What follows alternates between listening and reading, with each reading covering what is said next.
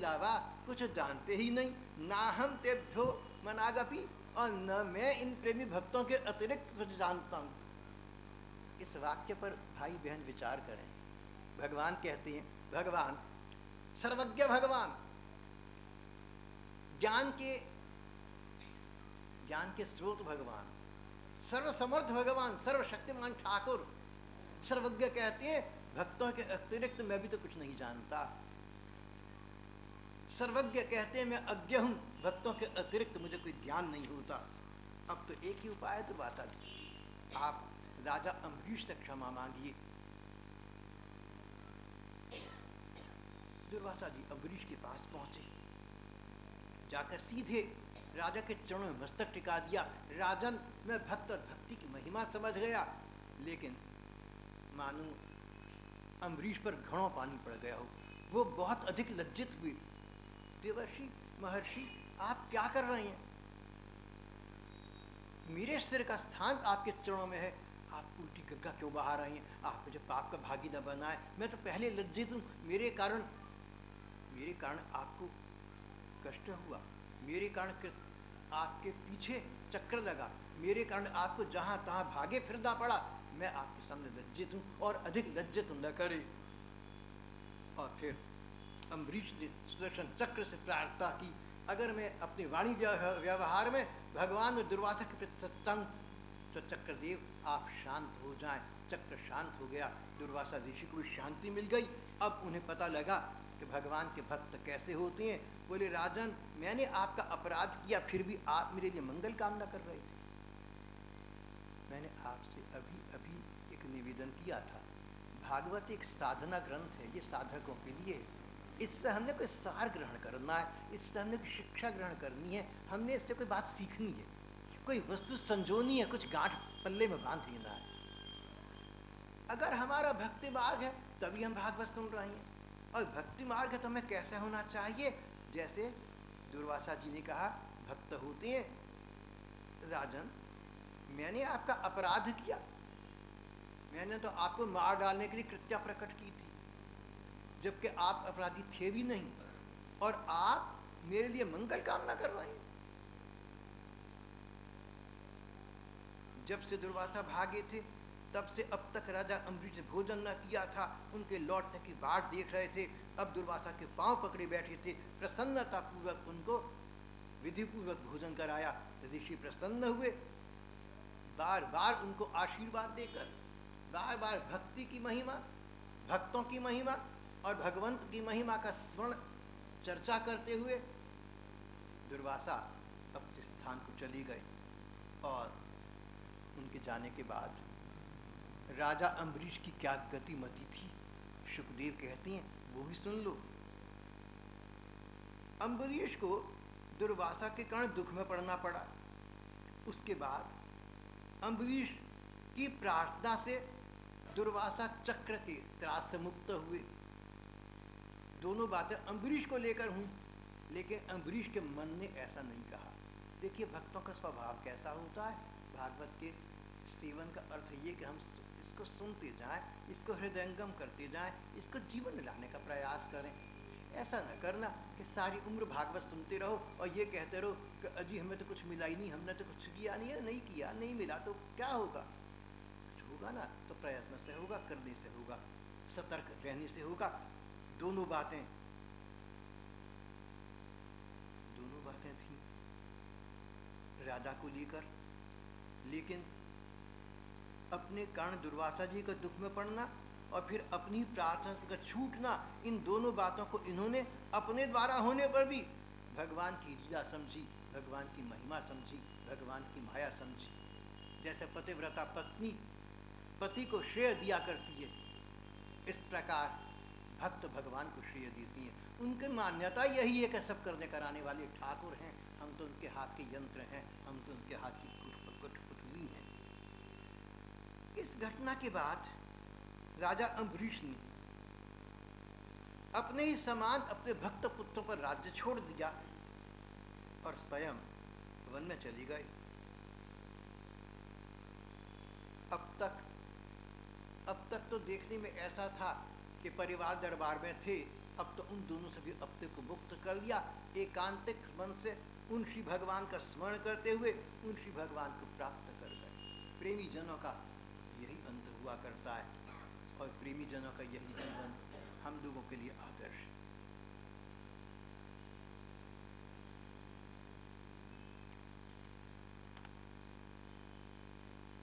मनु जी के एक अन्य पुत्र का नाम इक्ष्वाकु था। इक्ष्वाकु के साथ विचित्र घटना घटी। उनके बेटे थे यौवनाश्व। यौवनाश्व संतानहीन थी। असार संसार से निर्वेद हो गया, वन में चली गई।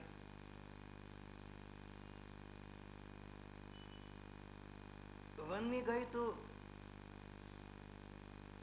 ऋषियों ने उनसे एक यज्ञ का विधान करवाया, एक यज्ञ का संयोजन कराया। यज्ञ के द्वारा उन्हें यानी उनकी पत्नी को संतान की प्राप्ति होनी थी। रात का समय था, यौवनाश्व को बहुत प्यास लगी। उसने जाकर ये अनजाने में यज्ञ का अभिमंत्रित जल पी लिया। अगले दिन उनके संतान होने के लक्षण उत्पन्न हो गए। प्रसव का समय आया। यौवनाश्व की दाहिनी कोख फाड़कर उनके एक पुत्र उत्पन्न हुआ। पुत्र उत्पन्न होते ही रोने लगा। पुत्र उत्पन्न होते ही दूध के लिए रोने लगा। कम धास्यति कुमारोयम, इस बच्चे को कौन दूध पिलाएगा? देवराज इंद्र आगे बढ़े, मान धाता वत्सवा, मैं इसको दूध पिलाऊंगा। और ये कहकर इंद्र ने अपनी तर्जुनी अंगुली उस बच्चे के मुंह में डाल दी। मान धाता, मेरा पिएगा। लड़के का, बच्चे का नाम ही मान धाता हो गया। मान धाता को त्रसदस्यु भी कहा गया। दस्युओं को, चोर डाकुओं को त्रास देने वाला त्रसदस्यु। रावण जैसे लुटेरे भी इस मान धाता से डरा करते थे, ऐसा यहाँ श्रीमद्भागवत में लिखा हुआ है। राजा मान धाता बड़े हुए। उनका अपना जीवन ज्ञान भक्तिमय और कर्तव्यमय था। ये वृत्तांत हम अगली प्रकरण में लेंगे। श्री कृष्ण गोविंद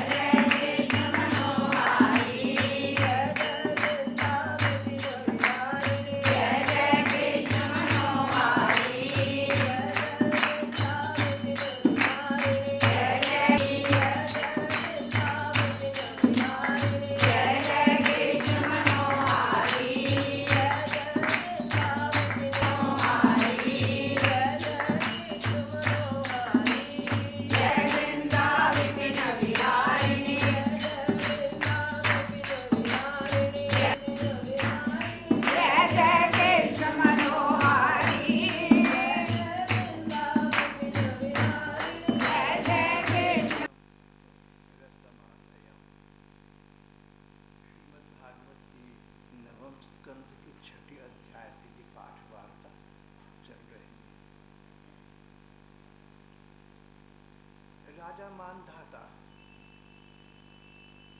इनका कल प्रसंग हो चुका है। जब इनका जन्म हुआ तो मां नहीं थी, किसी ने कहा कम धास्यति कुमारोयम, इस बच्चे को दूध कौन पिलाएगा। देवराज इंद्र ने कहा मानधाता मेरा दूध पिएगा, और ये कहकर अपनी अंगुली बच्चे के मुंह में दे दी थी। मानधाता कहा तो इनका नाम ही मानधाता पड़ गया। सुखदेव जी कहते हैं परीक्षित, जहाँ से सूर्य उदय होता है और जहाँ सूर्य अस्त होता है, ये सारा का सारा भूभाग मानधाता के अधिकार में था। पूरा संसार, पूरी पृथ्वी के वे एक छत्र सम्राट थे। राजा मानधाता की 50 कन्याएं थी।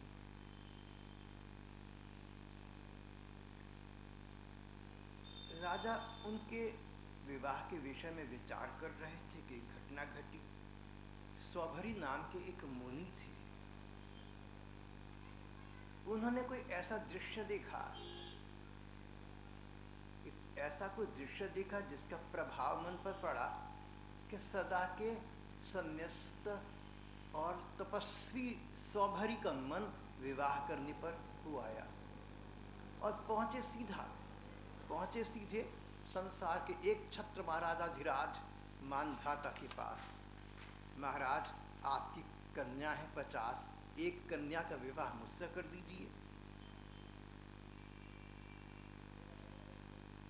ऋषि ने देखा कि उनका नस जाल, उनका अस्थि पंजर, उनका हड्डियों का ढांचा, उनका बुढ़ापा, एक भी राजकन्या उनसे विवाह न करना चाहती थी। उनका स्वाभिमान जागा। उन्होंने अपने तपोधन का प्रयोग किया। अपने तपोधन से उन्होंने अपने आप को एक सुंदर बलिष्ठ सुकुमार राजकुमार के रूप में परिणत कर लिया। अब 50 कन्याएं आपस का बहन वाला प्रेम भूल गईं। सबने एक ही बात कही। पहले एक भी स्वीकार नहीं कर रही थी, अब 50 की 50 कहते वैसे तो तेरे योग्य ही नहीं है, वैसे मेरे अनुरूप तो ठीक है। ऋषि बोले कि 50 के 50 का विवाह हमसे कर दो। स्वभरी का विवाह हुआ, 50 राजकन्याएं उनकी पत्नी बन गई। बहुत समय तक स्वभरी ऋषि अपनी उन पत्नियों के साथ जहां तहां रमण भ्रमण करते रहे और संसार के सुख भोगों में पड़े रहे और ये समझते रहे कि सर्वोपरि वस्तु यही है। अब पता चला लेकिन ये बुखार, ये ज्वर बहुत अधिक न ठहर सका। अब तक तपस्या की थी उन्होंने, उसका भी तो लाभ होना था। देखते देखते स्वभरी ऋषि को अनुताप उत्पन्न हो गया, एक प्रकार का पश्चाताप हो गया। अरे भला मैंने कोई ऐसा प्रसंग देखकर अपने आप को निपतित क्यों कर लिया। मैं तो परमात्मा चिंतन में संलग्न था, मैं तो भगवत चिंतन में लगा रहता था, मैं तो एकांतिक था, और भला मैं संसार के इस झमेले में कैसे फंस गया। और फिर मन में सोचने लगे कि जिस व्यक्ति को भगवान को पाने की इच्छा है, जिस व्यक्ति को मुक्ति मोक्ष की इच्छा है, उसे चाहिए कि संसार के जो सुख भोगी प्राणी हैं, इनका संग सर्वथा छोड़ दे। दुस्संग, गलत व्यक्ति का संग हमें गलत जगह ले जा सकता है। संग का बड़ा प्रभाव है। दुस्संग कभी ना करना, असत्संग कभी ना करना। बड़े से बड़े तपस्वी, बड़े से बड़े ऋषि मुनि दुस्संग के प्रभाव में आकर अपने वास्तविकता को, अपने स्वरूप को भूल जाती है, पतित हो जाती है। सत्संग का आश्रय लेना, और आश्रय ऐसा कि जो अंतिम सत्य है, जो वास्तविक सत्य है, स्वयं श्री भगवान, अपना हृदय उन प्रियतम प्रभु के प्रति ऐसा निछावर कर देना कि संसार का समन्वित सौंदर्य, संसार का त्रिलोकी का सौंदर्य, संसार का तीनों युगों का सौंदर्य भी हमारे मन को आकृष्ट न कर सके। जिसने बड़े सौंदर्य को पा लिया वो छोटे सौंदर्य के पीछे पागल कैसे होगा।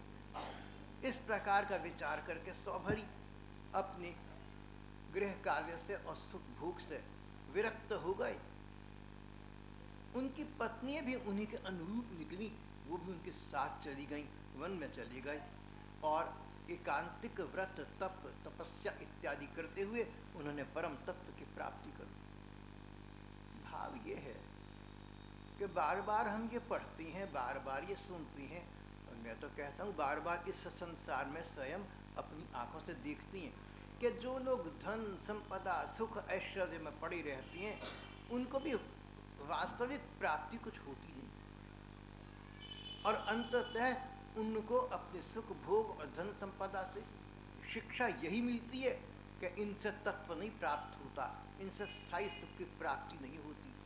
हम इतिहास के पन्ने पर लटकर और वर्तमान युग के इन लोगों के अनुभव को देखकर उनसे सीख लें और अपना समय संसार में जहाँ कर्तव्य के अनुसार बिताना है सो तो बिता दें, दायित्व वहन करनी है सो तो कर दें, लेकिन भगवत इच्छा समझकर अपने आप को हम भगवान का नैवेद्य बना लें। ठाकुर हम तुम्हारी अमनिया हैं, हम तुम्हारे भोग्य हैं, हम तुम्हारे हैं।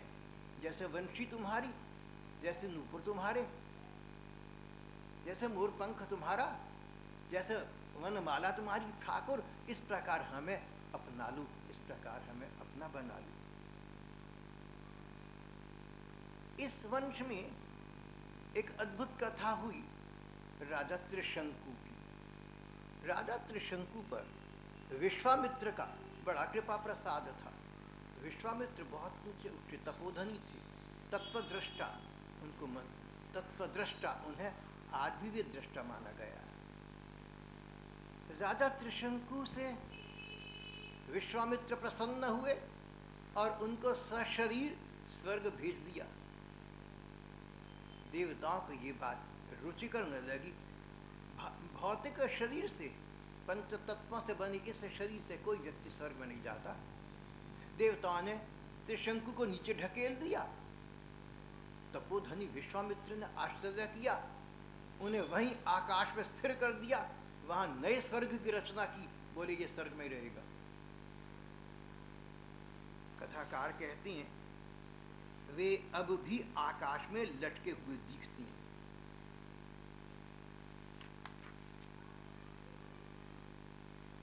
त्रिशंकु के परिवार में आगे जाकर इनकी अगली पीढ़ी में एक पुत्र हुए हरिश्चंद्र। संतान न थी। वरुण देवता को पटाया, भगवान आप मुझे संतान प्रदान कर दो तो पहली संतान आपके अर्पण कर दूं, यज्ञ में आपका भाग निकाल दूंगा। संतान हुई तो संतान का मोह हो गया, टालते रहे, अभी तो छूटा है, अभी तो और समय थोड़ा बीत जाए, बहुत टालते रहे। लड़का कुछ बरस का हो गया था, उसको पता चला कि मेरे पिताजी मुझे यज्ञ पशु के रूप में यज्ञ में स्थापित करके बलि देना चाहेंगे। तो वो वन में चला गया। वहाँ घूमते घूमते एक दिन उसको एक लड़का मिला। ये शुनैशेप था। शुनैशेप की माँ और उसके पिता बहुत निर्धन थे। विश्वामित्र का इन पर भी कृपा प्रसाद था। शुनैशेप विश्वामित्र का भांजा था, बेटी का लड़का था। उन्होंने योजना बनाई। पहले तो उस लड़के ने रोहित, पहले तो हरिश्चंद्र के बेटे रोहित ने अपने स्थान पर यज्ञ बलि बजाने के लिए शुनैशेप को खरीद लिया। स्वयं मुक्त हो गया और शुनैशेप को ऋषि विश्वामित्र ने वरुण देवता को प्रसन्न कर छुड़वा लिया। विश्वामित्र जी ने शुनैशेप को अपना पुत्र बना लिया। हरिश्चंद्र ने ये सारा किस्सा अपनी आंखों से देखा। असार संसार से उन्हें वैराग्य हो गया। भाई ये क्या क्या विचित्र अद्भुत बातें होती रहती हैं इस पृथ्वी पर। अजब अजब विचित्र अनुभव होती रहती हैं, अजब अजब गजब की बातें होती रहती हैं। ना जाने कितने रहस्य छिपे हैं, कितने भेद भरे हैं। पर जो भी हो, ये सब सत्य वस्तु तो नहीं है, सत्य वस्तु तो श्री भगवान है। हरिश्चंद्र की इस प्रकार की सद्बुद्धि देकर गुरु विश्वामित्र जी ने उनको ब्रह्म तत्व का उपदेश दिया, भगवत प्रेम का उपदेश दिया। बोले भैया, अंतिम वस्तु भगवान का प्रेम प्राप्त करना है। उनको भगवत प्रेम का पथिक बना दिया और उन्होंने भगवत प्रेम की प्राप्ति कर अपना जीवन सार्थक कर लिया। समस्त बंधनों से मुक्त हो गए, स्वरूप में स्थित हो गए। हित्वा त्वाम त्वेन भावेन निर्वाण सुख संविदा। सब बंधनों से मुक्त होकर स्वरूप में स्थित हो गए। वो स्वरूप बोध उन्हें हो गया, उस स्वरूप में वे स्थित हो गए जो न वर्णन का विषय है न शब्दों का विषय है। वो तो स्वयं संवेद्य है, वो तो अनुभव गम्य है। जिन्होंने उस सुख को पाया वही उसको जानती हैं। न बतलाने का है, न सुनने का है, न कहने का है, अनुभव का विषय है। भगवत प्रेम अनुभव की वस्तु है। उन्होंने वो प्राप्त कर लिया, जीवन का चरम लक्ष्य प्राप्त कर लिया। रोहित के वंश में सगर नाम के राजा हुए। सगर के साथ अपनी विचित्र बुरी बीती। सगर जब होने वाले थे तो उनकी माँ की सौतों को सगर से ईर्ष्या हो गई। उन्होंने जन्म से पूर्व ही इस बच्चे को गरल, इसको विष दे दिया। भगवान का कृपा प्रसाद कहिए या माया, ये बच्चा गरल के गरल विष जहर, गरल जहर, ये बच्चा गरल दिए जाने के बावजूद भी उस गरल के साथ उत्पन्न हुआ और जीवित रहा। इसीलिए ये सगर, गर के विष के साथ उत्पन्न हुआ था, इसका नाम ही सगर पड़ गया। सगर मानधाता की भांति चक्रवर्ती सम्राट हुए, सारी पृथ्वी का अधिपति। उन्होंने बहुत बड़े यज्ञ का आयोजन किया। जब यज्ञ संपन्न होने को आया तो एक बाधा आ गई। तो यज्ञ का अश्व, यज्ञ का घोड़ा चुरा लिया गया। अब यज्ञ कैसे संपन्न हो? यज्ञ को चुराने की करतूत देवराज इंद्र ने की थी। उनको डर था कहीं ये मेरा स्वर्ग का इंद्र पद न ग्रहण कर दे। और फिर षड्यंत्र किया। यज्ञ के अश्व लेकर दूर भागे चले गए। एक स्थान पर कपिल ऋषि तपस्या कर रहे थे। कपिल ऋषि देवहूति के पुत्र, जिनका प्रसंग पहले आ चुका है। कपिल मुनि तपस्या में निरत थे। इन्होंने उनके पास खूंटा गाड़कर और घोड़े को बांध दिया और चले गए। कोई पीछे आएगा तो इंद्र पर शक ही न होगा। और हुआ यही। सगर के 60,000 लड़के योग बल से उत्पन्न हुए थे। घोड़े को ढूंढते हुए अंततः यहाँ आए। उनको संशय हुआ कि ये जो साधु महात्मा बैठा है, हमें देखकर ये साधु बाबा बन के बैठ गया है, चोरी करना इसी का काम है। उन्होंने तिरस्कार किया और ऋषि कपिल ने सहज भाव से दृष्टि डाली उन पर, तो वे 60,000 पुत्र जलकर राख हो गए। सुखदेव जी महाराज यहाँ कथा को विश्राम देकर एक बहुत सुंदर बात बताते हैं। कहते हैं, देखो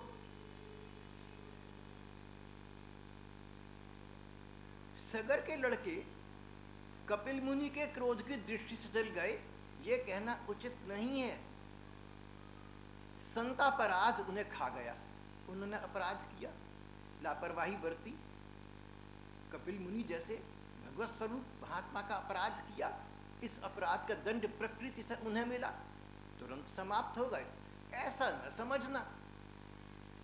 न समझना कि कपिल मुनि को बुरा लगा, उनको क्रोध आया और अपनी क्रोधाग्नि में उन्होंने बच्चों को जला दिया। ऐसा बिल्कुल न समझना। जो भगवान के भक्त हैं, जो परमात्मा चिंतन प्रधान है, जो भगवत चिंतन प्रधान है, जो भगवान का भजन करते हैं, जो अपने हृदय में भगवान की मंजूर मूर्ति देखा करते हैं, वे भक्तजन बैरी से भी बैर नहीं करते, बुरे के साथ भी बुराई नहीं करते। वो तो सब भगवान की लीला मानते हैं। कपिल मुनि तो स्वयं भगवत स्वरूप थे। श्रीमद् भागवत के अध्येता साधकों को और श्रोताओं को इस बात से शिक्षा लेनी उचित है। हमारा कोई बुरा भी करे, हम बुरा सोचे भी नहीं। हमारा कोई बैरी भले ही हम किसी से बैर न करें, हम अजात शत्रु बनकर रहें।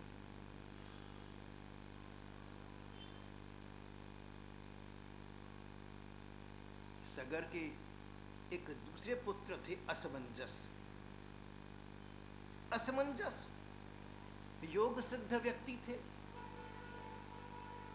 उनके एक पुत्र हुआ अंशुमान, और उसके बाद वे परिवार, समाज और संसार से विरक्त हो गए। मुंह मोड़ लिया, मानो मेरा कोई अपना ही नहीं है।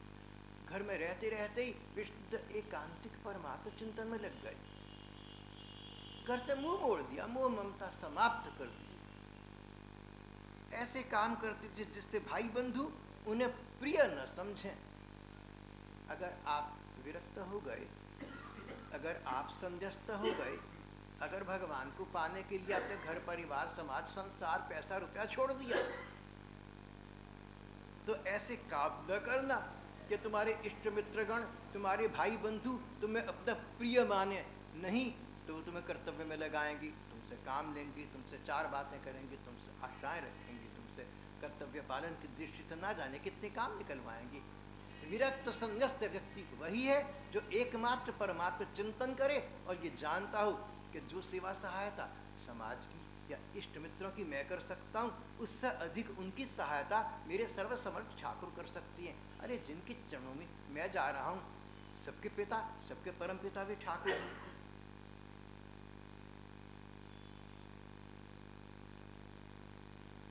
बाद में तो असमंजस घर छोड़कर वनों में चले गए, ध्यान निमग्न हो गए और भगवान को प्राप्त कर लिया। उनका लड़का अंशुमान था।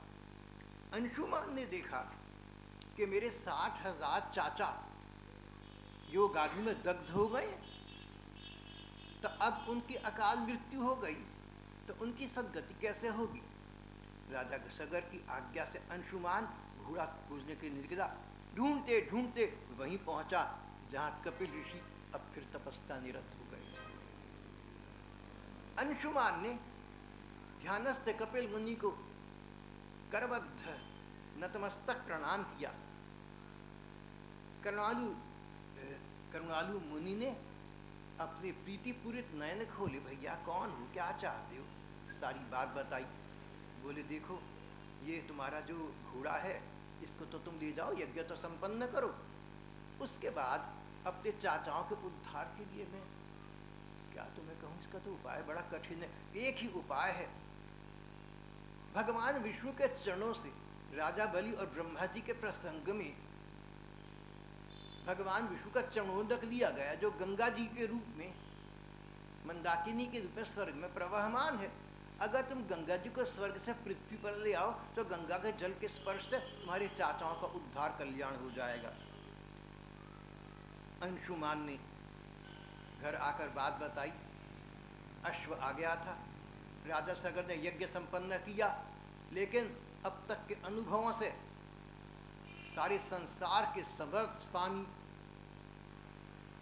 राजा सगर विरक्त हो गए। सब स्थानों पर आपको यही मिलेगा। अंततः भगवत प्राप्ति, भगवत प्रेम ही जीवन का चरम लक्ष्य है।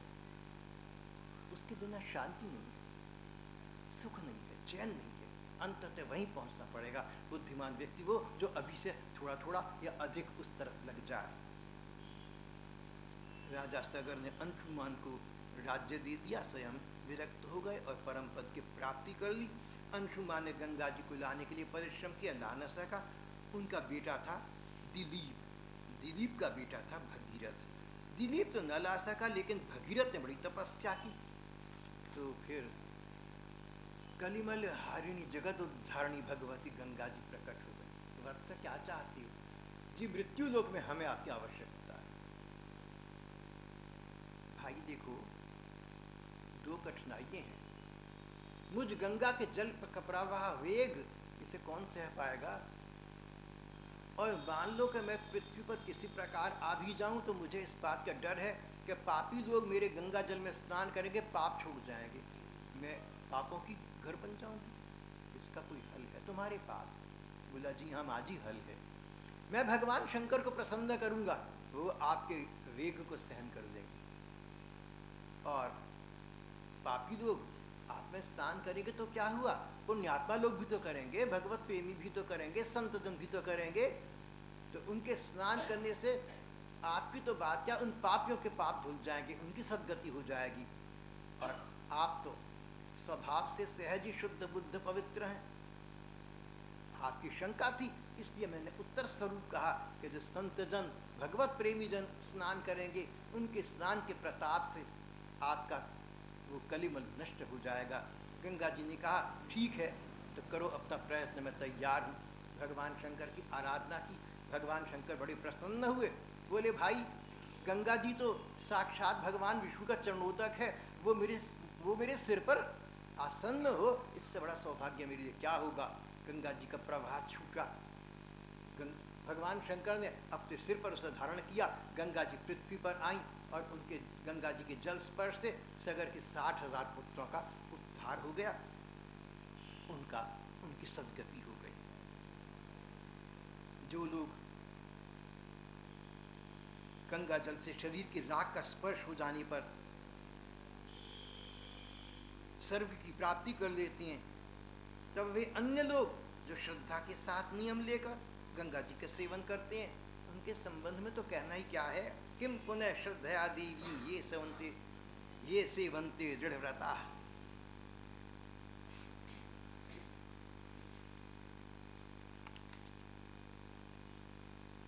बहुत आगे जाकर इस इक्ष्वाकु वंश में राजा खटवांग हुए। राजा खटवांग महाबली थे। उन्होंने युद्ध में देवताओं की सहायता करके देवताओं को विजय प्राप्त करवाई थी। देवता बोले आप जो चाहें हमसे मांग लें। बोले भाई पहले ये बताओ कि मेरा जीवन कितना शेष है। देवताओं ने माथा देखा, गंभीर हो गए। महाराज 2 घड़ी शेष है, 48 मिनट। महाराज 2 घड़ी है जीवन की। खटवांग प्रसन्न हुए, 48 मिनट बहुत होते हैं। जो श्वास अंदर गया है बाहर आएगा, इतना समय होने पर जीव मात्र भगवान की प्राप्ति कर सकता है। अंतमति सुगति, अगर अंत समय भगवान का स्मरण करो तो भगवान की प्राप्ति होती है। तो 48 मिनट बड़ा समय है। स्वयं सुखदेव जी परीक्षित से कहते थे, परीक्षित 7 दिन बहुत होते हैं। और खटवांग बोले 48 मिनट बहुत होते हैं, 2 घड़ी। और सचमुच उन्होंने अपने प्राणों को, अपने सर्वस्व को, अपने आप को ठाकुर चरणों में ऐसा निछावर कर दिया, ऐसा उत्सर्ग कर दिया कि श्री भगवान के प्रिय हो गए। उनकी चेतना अनंत चेतना में विलीन हो गई और परमात्मा प्राप्ति के महत् जन्म में उनका नाम आ गया। राजा खटवांग के वंश में सर्वप्रसिद्ध भगवान राम। 1 मिनट मौन रहकर उनका हम प्रसंग करेंगे। भगवान राम का नाम किसने नहीं सुना। श्री सुखदेव जी कहते परीक्षित तस्यानुचरितम श्रुतम ही वर्णितम। सीतापति भगवान राम का चरित्र तो सभी ऋषि मुनियों ने, धर्म ग्रंथों ने, पुराण में वर्णन किया है। परीक्षित तुमने स्वयं राम जी का चरित्र 1000 बार सुना है, मैं उसको बार बार क्या दोहराऊं। राम जी ने अपनी लीला की, सब जानते हैं। परीक्षित भगवान राम के समान प्रतापशाली और कोई नहीं है, फिर उनसे बढ़कर तो कैसे हो सकता है। भगवान ने देवताओं की प्रार्थना से लीला विग्रह ये शरीर धारण किया था। ऐसी स्थिति में राम जी के लिए ये कोई बड़ी बात नहीं है कि उन्होंने अस्त्र शस्त्रों से राक्षसों को मार डाला, समुद्र पर पुल बांध दिया। परमात्मा के लिए ये काम थोड़े छोटे होते हैं। सच तो यह है कि शत्रुओं को मारने के लिए उन्हें बंदरों की भी क्या आवश्यकता थी। सब उनकी लीला है। पादाम्बुजम रघुपतिम शरणम प्रपद्ये। ऐसा लीला से मनुष्य बने भगवान श्री राम को हम प्रणाम करते हैं और उनका चरण शरण ग्रहण करते हैं।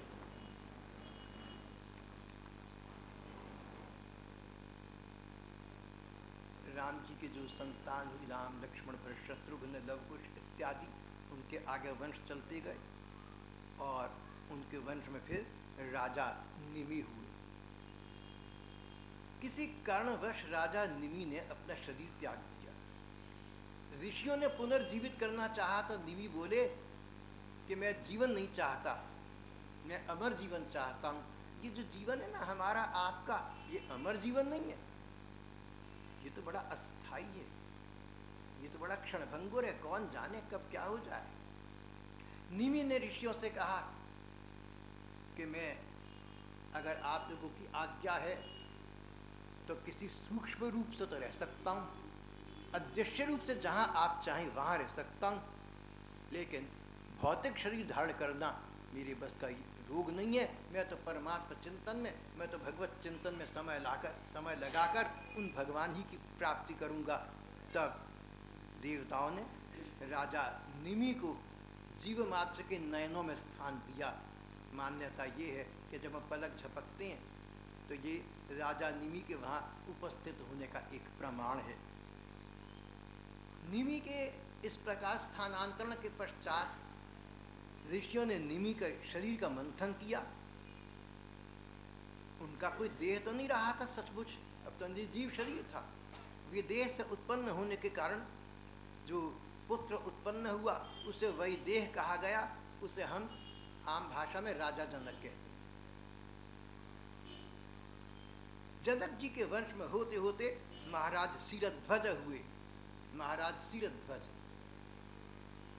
जब यज्ञ के लिए धरती जोत रहे थे तो महाराज के सिर हल के अग्रभाग से सीता जी की उत्पत्ति हुई थी, इसीलिए इनका नाम शिरध्वज व्यापक हो गया था।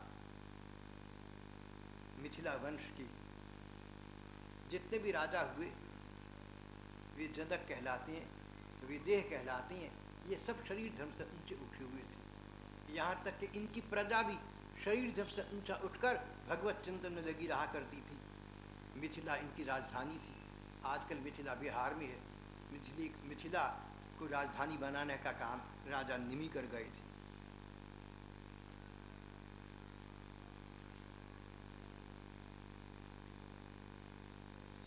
यहाँ तक सूर्यवंश का सीधा वर्णन हुआ है। आरंभ प्रसंग हुआ था ना, मनु भगवान के बेटे थे विवस्वान। विवस्वान के पुत्र हुए वैवस्वत। विवस्वान सूर्य, सूर्य पुत्र वैवस्वत हमारी वर्तमान मनवंतर के मन में। सूर्य वंश के होने के कारण से इनके सभी वंशज सूर्यवंशी कहलाए। किस प्रकार सूर्य वंश से अद्भुत घटना घटी, विखंडित होकर चंद्रवंश का आरंभ हुआ, ये प्रसंग यहाँ बता रहे हैं। यूं गहराई से देखें तो भागवत का हर प्रसंग, भागवत का हर प्रकरण, भागवत का हर पन्ना हमें प्रेम देव श्री कृष्ण की ओर ले जा रहा है। पहली मनवंतर की कथाएं सुनाई। स्वयंभू मनु थे और शत्रुपा उनकी पत्नी थी। उत्तानपाद, प्रियव्रत इत्यादि उनके पुत्र थे जिनसे संसार भर गया। पहला मनवंतर। और करते करते अब हम लोग यहाँ 7वें मनवंतर पर पहुंचे और 7वें मनवंतर की 28वें चतुर्युग पर पहुंचते पहुंचते हम श्री कृष्ण के समकालीन हो जाते हैं। पन्ना पन्ना श्री कृष्ण की ओर ले जा रहा है। जैसे जैसे जैसे पन्ने पलट रही हैं, मानो श्री कृष्ण उनका अवतार समीप आ रहा है। सूर्यवंश से किस प्रकार चंद्रवंश की उत्पत्ति हुई, इसका वर्णन यहाँ 14वें अध्याय में किया गया है। चंद्रवंश के चंद्र स्वयं श्री कृष्णचंद्र थे।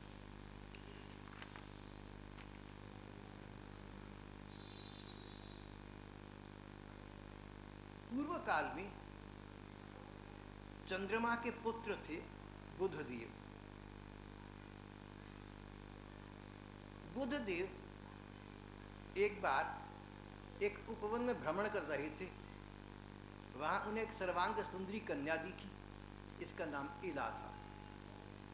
इला की अपनी कहानी। इला का जन्म तो कन्या के रूप में, इला के रूप में ही हुआ था, लेकिन बाद में इला के पिता के कहने से गुरु वशिष्ठ जी ने इसको पुरुष देह प्रदान कर दिया था। ये राजकुमार सुद्युम्न कहलाया। राजकुमार सुद्युम्न किसी वन में भटक गया,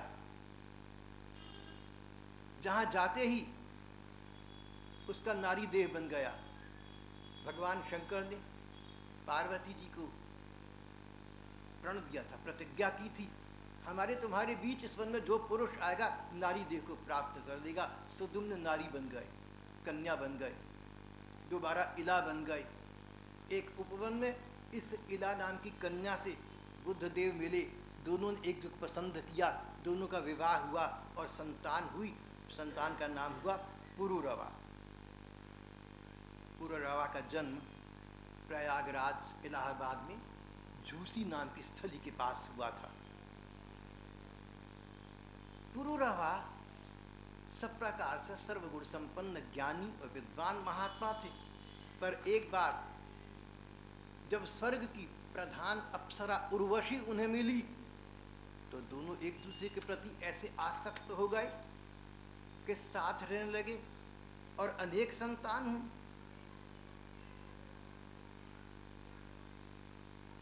बाद में पुरुरवा भी सौभरी ऋषि की भांति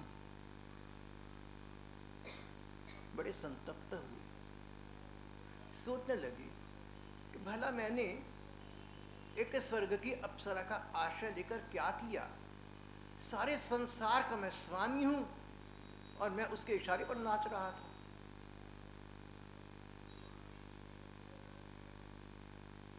न जाने किन कुकर्मों का मैंने फल भोगा, लेकिन अब विधाता मुझ पर प्रसन्न हो, मैं एकमात्र भगवान के चरणों के शरण ग्रहण कर लूंगा। और अंततः उन्होंने भगवत चरणों का आश्रय ले लिया। राजा ने भगवत चरणों का आश्रय ले लिया था। ये प्रसंग राजा पुरुरवा के वंश में आगे होने वाले भगवान कृष्ण ने एकादश स्कंध में उद्धव जी को बताया है।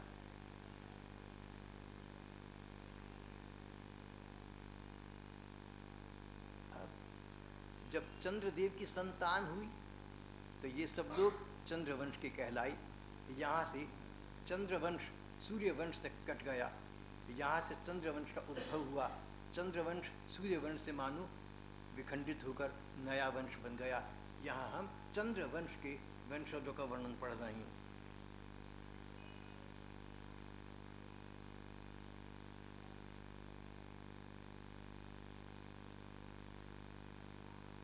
पुरुरवा की संतान हुई, आगे जाकर उनमें गाधी नाम का एक पुत्र हुआ।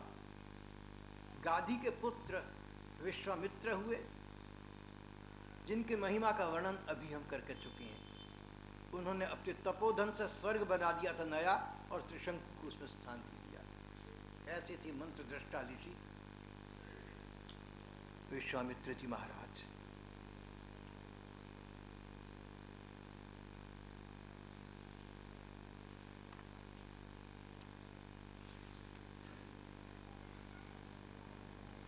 ये वही विश्वामित्र हैं जिन्होंने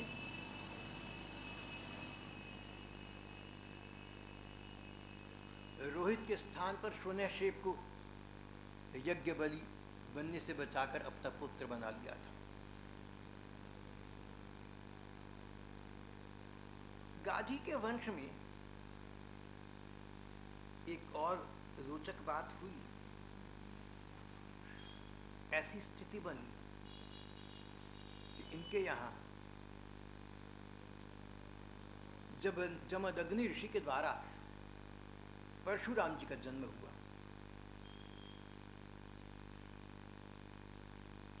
जमदग्नि बहुत सच्चे अर्थ में एक ब्राह्मण थे। जन्म से भी ब्राह्मण, कर्म और गुणों से भी ब्राह्मण। श्रीमद् भागवत में बार बार ये कहा गया है कि व्यक्ति जन्म से जाति को प्राप्त तो करता है, लेकिन उसकी वास्तविक जाति वही है, वास्तविक वर्ण वही है जो उसके गुणों और कर्मों के अनुसार।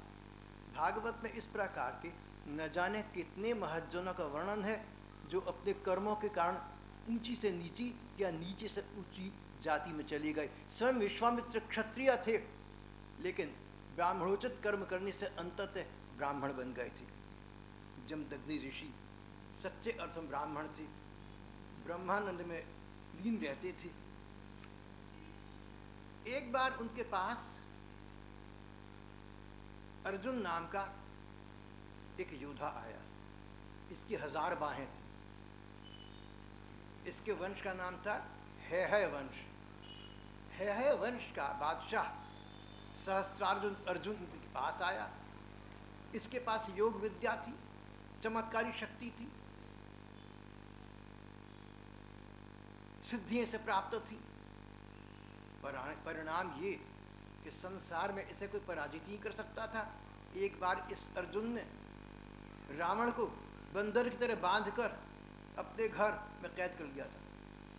ऋषियों के कहने से फिर छोड़ा था। इतना महाबली था ये अर्जुन। परिणाम ये कि अर्जुन में अभिमान था कि मैं महाबली हूं। ये न विचार रहा कि बड़े से बड़े बलि को बड़े से बड़ा और बड़ा बलि मिल जाता है। एक बार अर्जुन नाम का ये सम्राट जमदग्नि ऋषि के आश्रम में पहुंचा। ऋषि ने बड़ा स्वागत सम्मान किया। उनके पास कामधेनु गऊ थी। कामधेनु, धेनु गाय, काम जो कामनाओं को पूर्ण करती है। कामधेनु स्वर्ग की गाय थी, ऋषि के पास रहती थी। अभिमानी अर्जुन ने कामधेनु को प्राप्त करना चाहा तो ऋषि से कुछ कहा नहीं, उनकी आज्ञा अनुमति नहीं ली। अपने सैनिकों को आज्ञा दी चलते समय कामधेनु को ले चलो। कामधेनु अपनी बछड़े के साथ डकराती हुई है कि राजधानी माहिष्मतीपुरी चली गई। परशुराम वापस आए और पता लगा तो सीधे माहिष्मती गए और उस परम बलवान बादशाह का देखते देखते वध कर दिया। उसके लड़के डर के मारे भाग गए। वापस घर आई, पिता को बताया, पिताजी कामधेनु वापस आ गई है, उस दुष्ट का मैंने वध कर दिया है। जमदग्नि शोक संतप्त हो गए। बेटे, बल का अर्थ किसी की हानि करना कभी नहीं होता। और हम तो ब्राह्मण हैं, हमारा धर्म क्षमा है। हमने किसी के बात का बुरा नहीं मानना। हमें क्रोध करने का अधिकारी कहाँ है? हम तो ठाकुर के निज सेवक हैं। सारा संसार उनका लीला मंच है। इसमें अच्छा कौन और बुरा कौन? भैया तूने अच्छा नहीं करा। भले ही राजा ने हमारे साथ अन्याय किया, लेकिन प्रजापालन तो ठीक ही कर रहा था। अच्छा, अब तू ऐसा कर परशुराम, अब तू 1 वर्ष के लिए पश्चाताप के रूप में तीर्थ यात्रा कर। परशुराम 1 वर्ष की तीर्थ यात्रा के पश्चात वापस आए तो पिता जमदग्नि और भी संतान थी, न जाने क्या सूझी। बोले मेरी जो पत्नी है ना रेणुका, इसके मन में चारित्रिक ह्रास हुआ। इसके मन में कोई वासना आई किसी पुरुष को देखकर, मेरे से छिपा ली। इसलिए समय पर मेरा यज्ञ कर्म संपन्न न हो सका। लड़कों से बोले इस पापन को मार डालो। लड़कों ने नहीं मार डाला। परशुराम तुम क्या कहते हो? जी जैसी आपकी आज्ञा। पिताजी के कहने से, जमदग्नि ऋषि के कहने से माँ को और बाकी लड़कों को जिन्होंने अवज्ञा की थी, कहना नहीं मानना था, सबको मौत के घाट उतार। जमदग्नि बोले परशुराम तुम जानते हो भाई हमारे तपोधन को, हमारी विद्या को, हम तुमसे प्रसन्न हैं, क्या चाहते हो?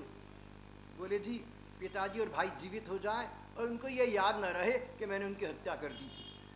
देखते देखते माँ और बच्चे सब जीवित हो गए। ग्रंथकार कहते हैं परशुराम जी को जमदग्नि ऋषि के ऐश्वर्य का पता था। वो जानते थे कि पिता जमदग्नि यूं ही किसी की हत्या करने वाली नहीं है। देखो जब जमदग्नि की कामधेनु को राजा ले गया तो उसका भी वध करना इन्होंने उचित नहीं समझा और कहा कि हमारा धर्म क्षमा है। तो भला अपनी पत्नी या बच्चों को मारने की आज्ञा वो क्यों देते? इस जन्म में उनका वध करवाकर उन्होंने उनके अब तक के अशुभ कर्मों को नष्ट कर दिया, उनको पुनर्जीवन प्राप्त हो गया। परशुराम पिता जमदग्नि के इस योग विद्या को, इस तपोबल को जानते थे। ये जानते हुए ही उन्होंने माँ की और भाइयों की हत्या की थी। जानते थे सब पुनर्जीवित हो जाएंगे और जब पुनर्जीवित होंगे तो अपने शुद्ध बुद्ध स्वरूप में स्थित होंगे। एक दिन परशुराम जी भाइयों के साथ आश्रम के बाहर गए हुए थे। पीछे उस अर्जुन के लड़के जो अब तक बैर बांधे बैठे थे, अवसर की प्रतीक्षा में थे, आज बूढ़े जमदग्नि के पास अकेले आए। इससे पहले कि उनको कुछ पता लगे, तलवार से उनका सिर काट दिया। रेणुका मां रोटी रह गई। परशुराम जी को बड़ा दुख हुआ। जब वो वापस आए, बोले क्षमा नहीं थे, मेरे पिता तो वैष्णव थे, साधु थे, सबको क्षमा करना जानते थे, लेकिन अगर आज के क्षत्रिय इस प्रकार अन्याय अत्याचार करेंगे तो प्रजा का बड़ा शोषण होगा। ये सब दुष्ट क्षत्रिय हैं, ये अन्याय करने वाली हैं, ये प्रजा का शोषण करने वाली हैं, प्रजा से कर लेती हैं, प्रजा से सम्मान लेती हैं, लेकिन प्रजा का अहित भी करती हैं। ऐसे क्षत्रियों का सफाया कर दूंगा। 21 बार इस पृथ्वी पर से परशुराम जी ने क्षत्रियों का संहार कर दिया।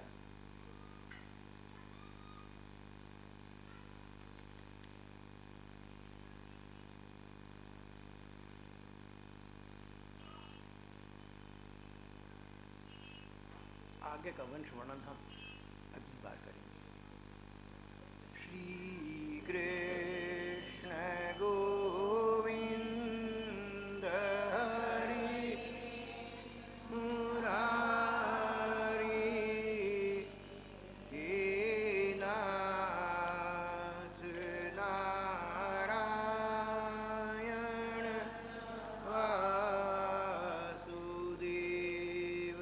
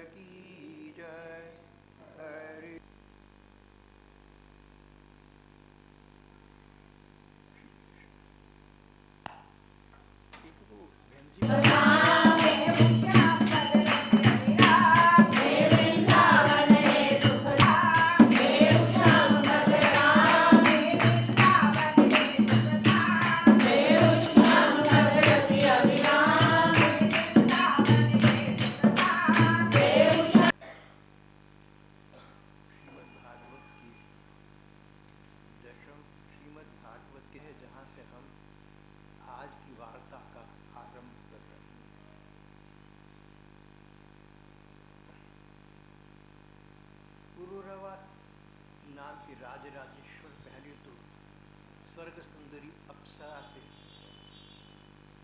मोह सिक्त रहे, बाद में उन्हें वैराग्य हो गया और भगवान श्री कृष्ण के प्रति उन्होंने अपने तन मन को समर्पित कर दिया और इस प्रकार परम गति प्राप्त कर ली। पुरुरवा की संतान हुई। वंश में, पुरुरवा के वंश में विभिन्न प्रकृति के व्यक्तियों ने जन्म लिया। स्वयं पुरुरवा पहले तो एक उर्वशी उत्सव में ऐसे मोहासक्त हुए कि स्वाभिमान त्याग दिया, गौरव त्याग दिया, उसके पीछे मोहासक्त रहे।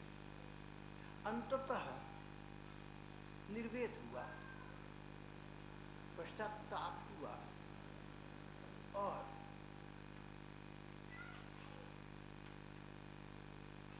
अपनी जीवन यात्रा समाप्त करने से पूर्व उन्होंने अपने आप को भगवत परायण कर दिया और इस प्रकार अंततः अपना जीवन सार्थक कर दिया। एक उर्दू का शेर इस भाव को व्यक्त कर रहा है, जिंदगी हो न हो मगर या रब, कम से कम मौत तो मुबारक हो। जिंदगी मुबारक सिद्ध सफल न हो सकी, जीवन में अब तक कुछ कर न सके, अब जो शेष जीवन है उसमें इतना कुछ कर लें कि मौत तो मुबारक हो। जाते हुए संसार से हम तो आत्मतुष्ट हों और संसार भी हमसे सुखी हो और परदुख भी सुधर जाए, भगवान भी प्रसन्न हो जाए। पूर्वकालीन राजा पुरुरवा ने तो ऐसा कर दिखाया। उनके पुत्र एक हुए नहुष, अपने पिता के चरित्र के प्रतिकूल नहुष। एक बार ऐसी स्थिति आई कि राजा नहुष देवरानी इंद्रपत्नी को अपने साथ ले गए और चरित्रहीनता का प्रमाण देना चाहते थे। ऋषि मुनियों ने उनको समझाया, नहीं समझे तो शाप देकर अजगर बना दिया था। ऐसा चरित्रहीन, ऐसा दुष्चरित्र, ऐसा दुष्ट, और उस दुष्ट दुष्चरित्र के संतान हुई तो पहले पुत्र थे यति। पुत्र का नाम यति था। यो यति शब्द का अर्थ सन्यासी। तो रोचक प्रेरक बात यह हुई कि बड़ा लड़का यति जन्म से ही यति हो गया, सचमुच संन्यास्त हो गया। राजा बड़ा पुत्र जानकर इसको राज्य देना चाहते थे, उसने स्वीकार न किया। वह राज्य पाने का परिणाम जानता था। राज्य एक ऐसी वस्तु है कि जो उसके दांव पेच और प्रबंध आदि में भीतर प्रवेश कर जाता है, वह संसार के नीतियों पचड़ों में फंस जाता है। उसको स्वरूप बोध कभी नहीं होता, वो परम कल्याण के विषय में विचार नहीं कर पाता।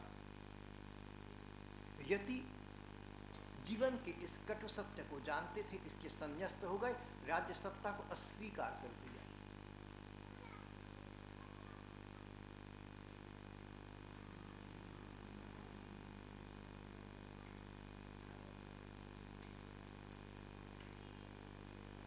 राज्य सत्ता को अस्वीकार कर दिया।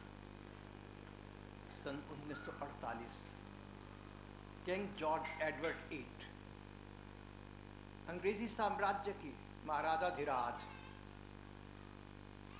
उन दिनों कहावत थी, the British empire is such that the sun never sets on it.